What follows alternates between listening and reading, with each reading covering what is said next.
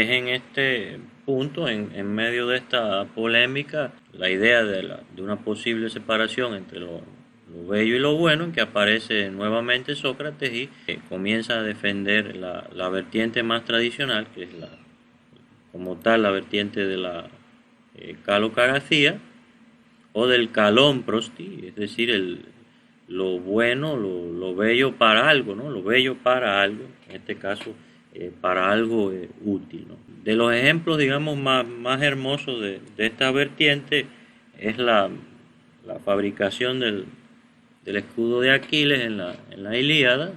Vemos como posterior a la muerte de Patroclo, Aquiles decide regresar a la batalla, regresar a la guerra, pero había roto sus armas. Entonces Hefesto, el dios de los metales, se encarga de construir sus armas. Entonces hay una descripción de este escudo.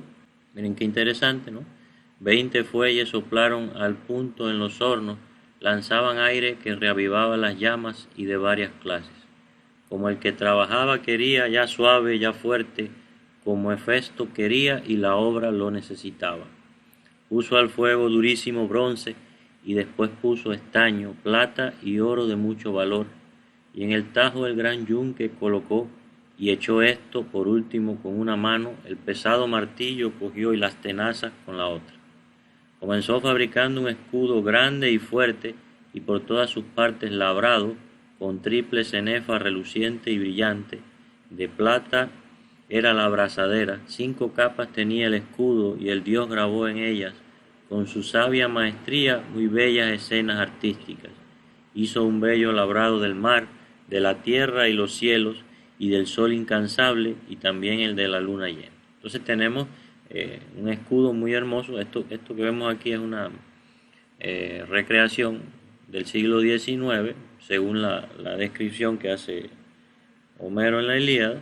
Entonces tenemos que es un escudo grande, fuerte, un escudo resistente, que como deben ser, pero también se trata de un escudo muy bello, es tan útil como bello, e incluso tiene, si se fijan aquí, son como historias, ¿no? Que coinciden con las edades de la humanidad, con las edades del hombre, ¿no? Entonces cumple con el doble carácter, el carácter bélico como tal, es un escudo resistente. De nada serviría que fuera tan hermoso si no resistiese los embates de las armas de los enemigos. Entonces, esto es más o menos en qué consiste el pensamiento griego, la comprensión griega de la belleza antes de Sócrates.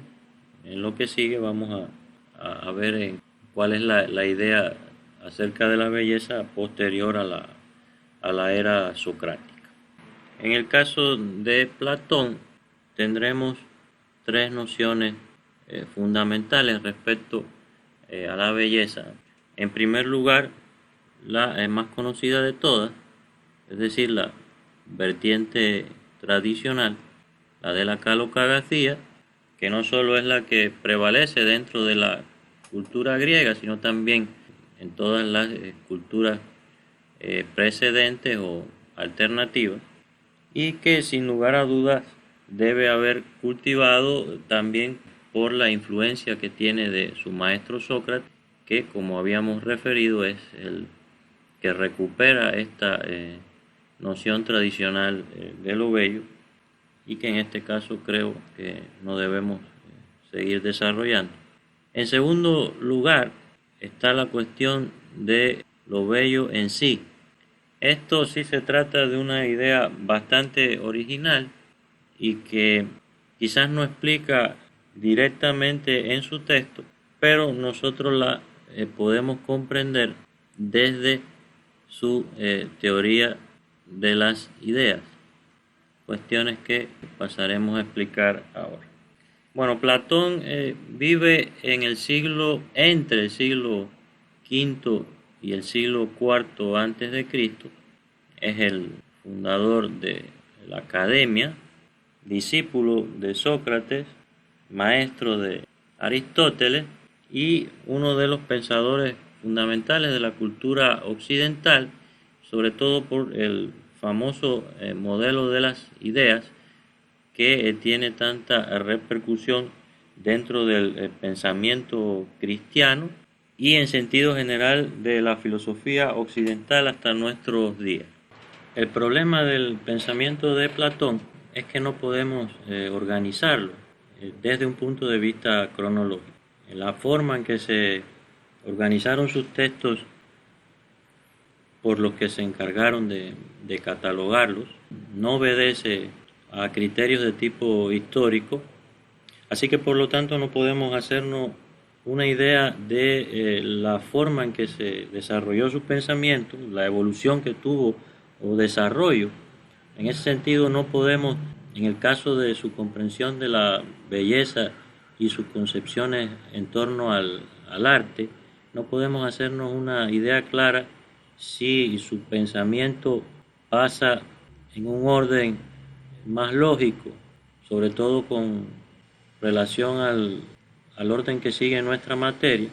Yo quiero pensar que se trató de un pensador que manejó la cuestión de la calocracia en principio y que después comienza a entender la cuestión de la belleza desde un punto de vista más abstracto, es decir, la belleza en su ser mismo, como algo en sí mismo, como algo autónomo. En este sentido, habría que preguntarse si es cierto que evoluciona de esta forma, desde considerar lo bello en su utilidad a la consideración de lo bello en sí. Habría que preguntarse aquí si esto bello en sí excluía la cuestión de la utilidad. En el caso de la obra de arte, esto es una interrogante. No estamos muy seguros si la belleza en sí ya significaba para Platón una negación de la calocracia y por tanto una concentración en el ámbito de lo bello solamente. Ahora, lo importante aquí es que si se excluye la utilidad en esta comprensión de la belleza, eso solo se refiere al ámbito de la belleza en lo artístico. Si se está refiriendo al ámbito de la belleza en sentido general, entonces la cuestión de la utilidad puede ser excluida fácilmente. Ahora, sus referentes más antiguos en torno a la belleza y específicamente a la noción de lo bello en sí, parece que se trata de el tratado denominado Hipias Mayor. Recuerden que Platón escribía a través de diálogos. El diálogo se convierte en Platón en la forma, pudiéramos entender como la forma superior del arte. Y entonces en estos diálogos es donde uno puede constatar en qué consisten sus enseñanzas. Pasa que indudablemente esto funcionaría en su contexto. Lo más lógico es que Platón haya impartido sus clases en la academia y aparte llevase este conocimiento y lo trabajase en forma de diálogo. El problema aquí también es que en estos diálogos el personaje principal es Sócrates y siempre surge la pregunta de si lo que está tratando en ese momento en el diálogo se trata de una idea socrática o de una idea de Platón. Parece que no hay un conflicto de autor, y menos en esta época. Así que por eso es que resulta muy difícil separar el pensamiento de Platón del de Sócrates, y por lo general siempre hay que tomar con suspicacia este pensamiento, dejando abierta la posibilidad de que se trate del pensamiento de su maestro y no de ideas propias como tal. Ahora, en este texto del Hipias Mayor, lo peculiar que tiene es que lo bello no está asociado ya a lo útil ni a lo que conviene propiamente al ser humano, así que por lo tanto la calocracia es aniquilada completamente.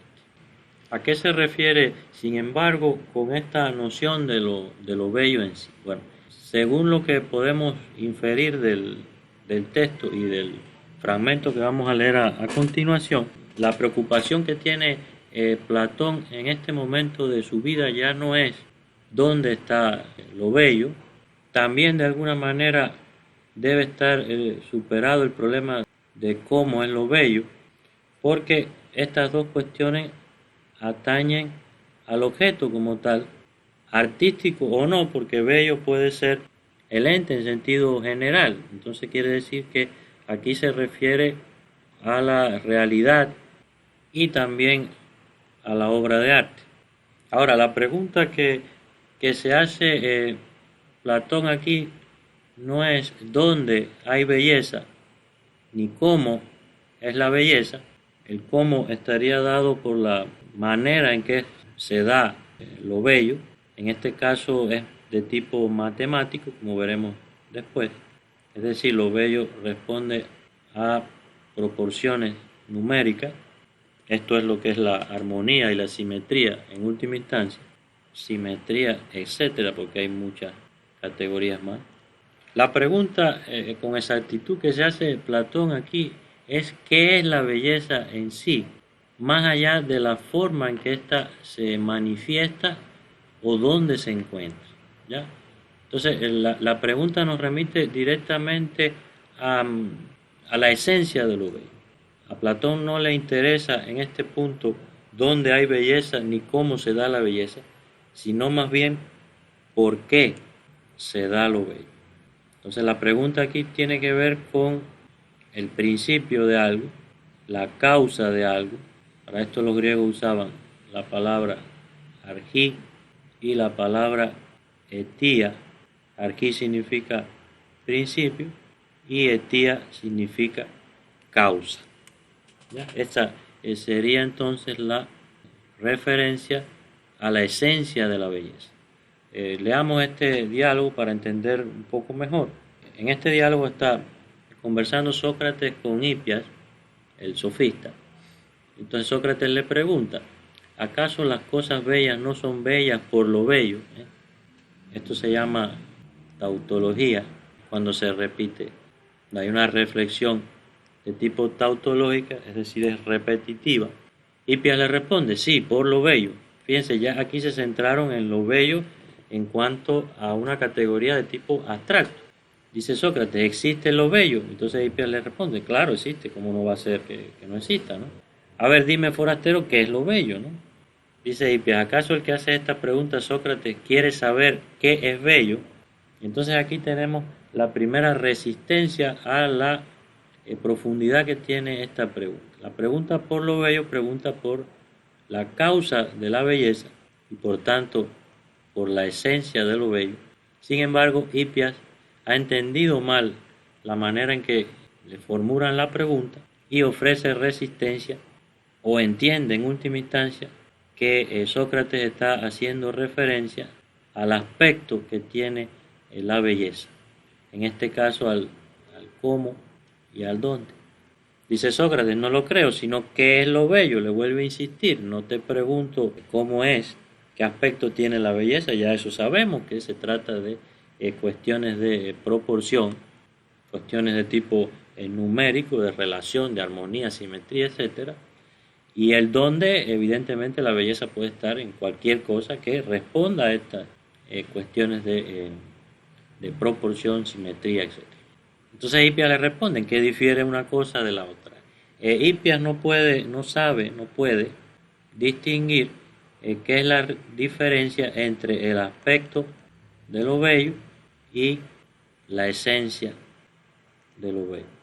No entiende que existe una diferencia entre el parecer de algo y la esencia de algo. O sea, el parecer es lo que se da ante la vista, pero la esencia viene a ser más bien la causa, el origen de una cuestión. Entonces Sócrates le dice, ¿te parece que no hay ninguna diferencia entre el aspecto y la esencia de lo bello? Hipias le responde, no hay ninguna. Aquí confirma que esta es la confirmación de que no concibe diferencia entre la apariencia que tiene algo y la esencia. Dice Sócrates, sin embargo, es evidente que tú lo sabes mejor. A pesar de eso, amigo, reflexiona, no se te pregunta qué es bello, sino qué es lo bello. Este verbo aquí ser es fundamental en el sentido de qué es lo bello, se refiere a la esencia, y en el otro caso, ¿qué es bello?, pregunta por el ente que manifiesta la belleza. Por primera vez en la historia estamos en presencia de una pregunta por la causa de la belleza. Al final quizás la respuesta se encuentra aquí mismo, pero está de manera implícita. Eso es lo que no, digamos, no obtenemos directamente del texto. O sea, estoy preguntando cuál es la esencia de lo bello, y según lo que veremos posteriormente, pudiéramos inferir que para Platón quizás se trate de una cuestión numérica, seguro, pero también una cuestión de la utilidad, aunque esto sea una suposición.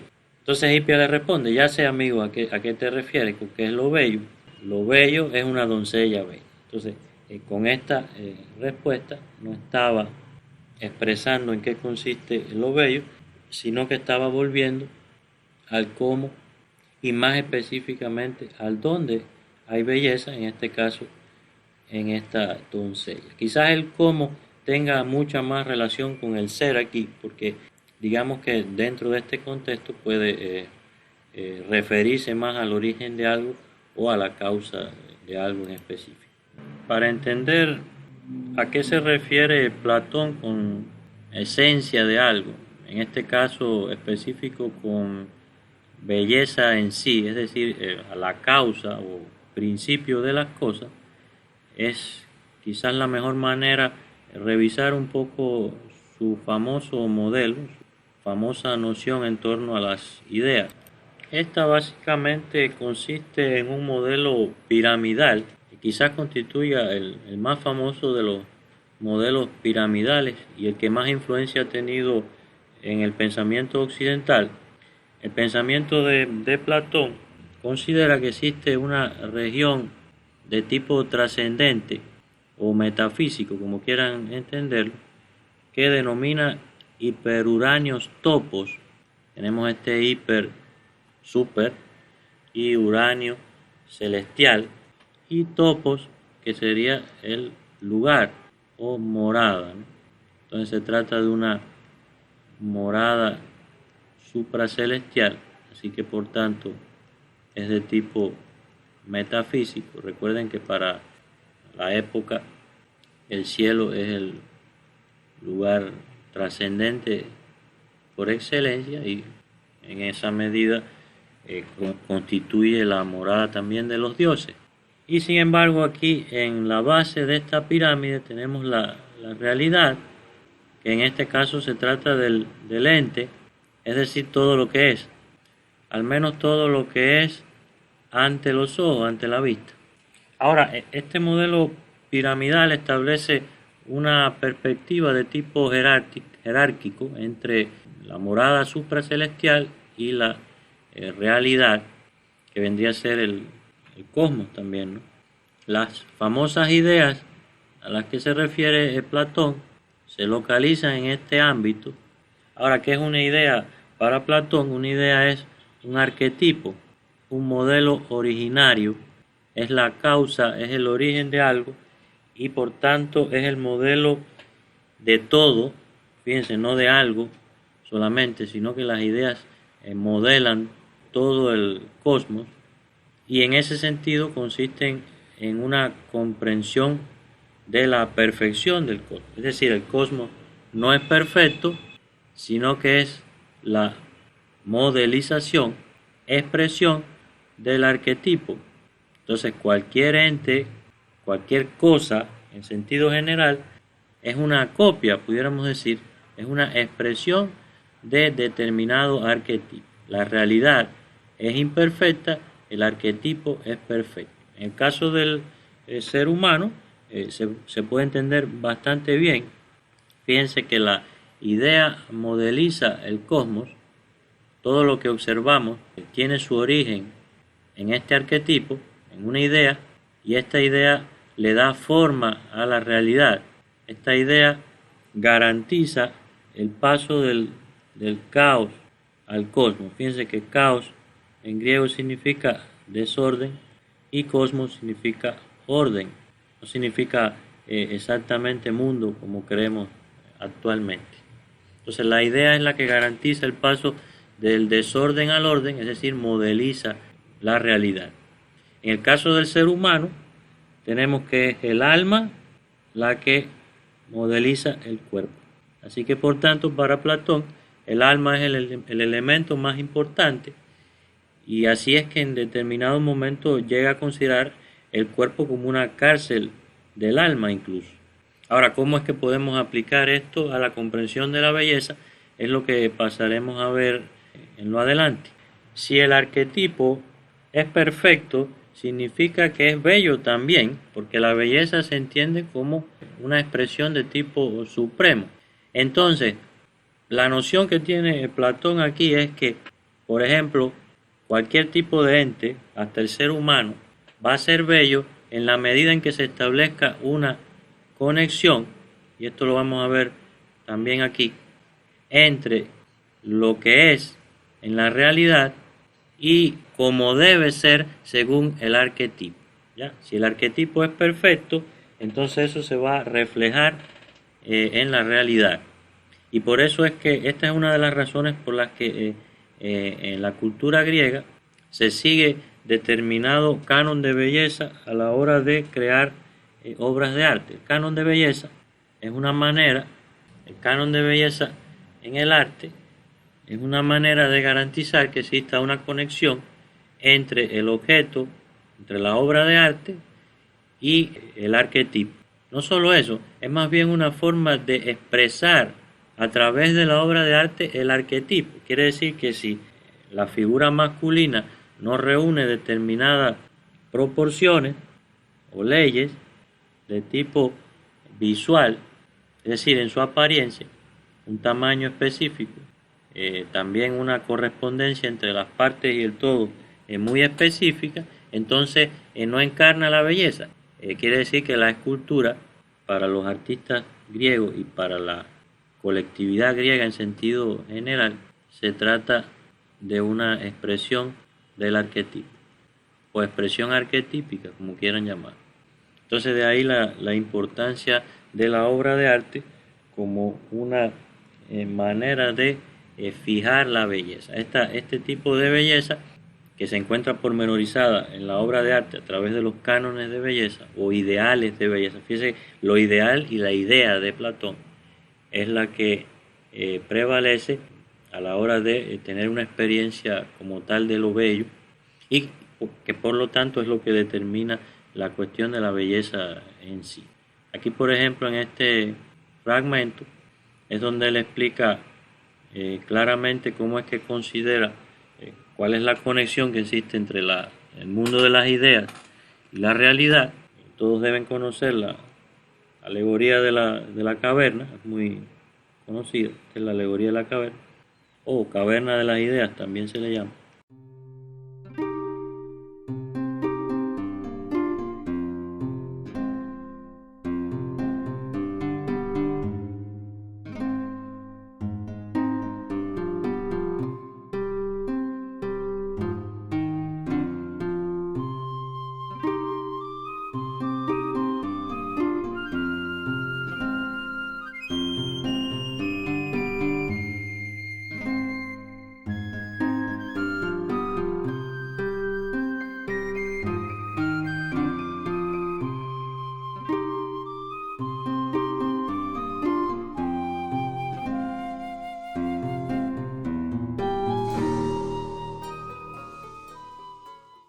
Y bueno, si se fijan, lo que hay aquí es una explicación de cómo es que, en qué consiste este modelo abstracto que explicamos anteriormente.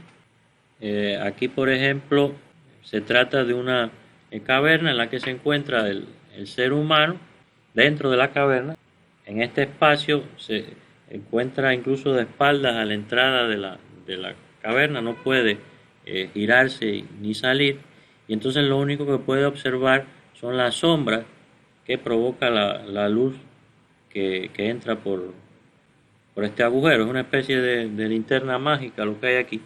Y en determinado momento este ser humano que se ha mantenido teniendo una relación con el mundo a través de la sombra, logra acercarse a la entrada y observar bajo la luz del sol cuál es la realidad verdadera. Entonces, vendría a ser el ámbito de la idea, vendría a ser lo que está fuera de la caverna, y la realidad en la que vivimos nosotros es esta realidad que está como en sombra, y por lo tanto es solo un reflejo. La perfección viene a ser lo que está bajo la luz o el sol mismo que está afuera, y el reflejo es lo que solamente nosotros podemos percibir con nuestros sentidos en esta realidad.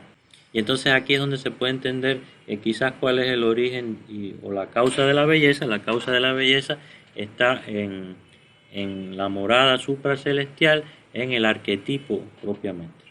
Les decía entonces que a esto podemos sumar el concepto de belleza matemático cuantitativo tomado de Pitágoras como una forma de entender no solo cuál es el origen de lo bello, sino que en este caso cómo se da lo bello en ese origen propiamente, y vemos que es desde el punto de vista matemático, es decir, tiene que ver con leyes de percepción.